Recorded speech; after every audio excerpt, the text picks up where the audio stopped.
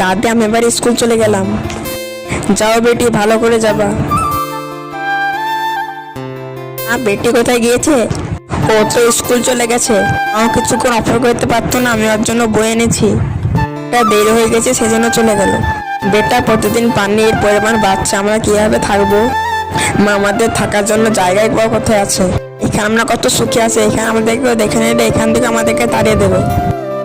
আরে আমি এখানে কতদিন পরে এসে এখানকার জায়গা তো চেঞ্জ হয়ে গেছে। আরে আমার পুকুর ওপরে বাড়ি কে বানাইছে? আরে তোমরা কারা? তোমরা আমাদের পুকুরের ওপর বাড়ি কেন বানাইছো?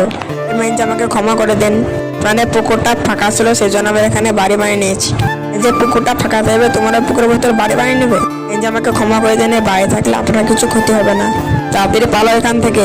এই যে আমার বেটি পড়াশোনা করে এলে আমরা এখান থেকে চলে যাবো। তোমরা এখান থেকে তাড়াতাড়ি যাবে না, পুলিশ ডাকবো। থাকবে, তোমার কিছু বলে দেবে না, আমরা এখান থেকে চলে যাচ্ছি। এই গরিবকে তো থাকার জন্য বাড়ি নেই আর তার বেটিকে পড়াশোনা করাবে। আরে এগুলো কি? পাপাকে দেখাই গা। পাপা দেখো এগুলো কি? বেটি তুমি এসব কোথায় পেলে? এটা তো সোনা। বেটা আমাদের খারাপ সময় শেষ, আমাদের ভগবান শুনে নিয়েছে।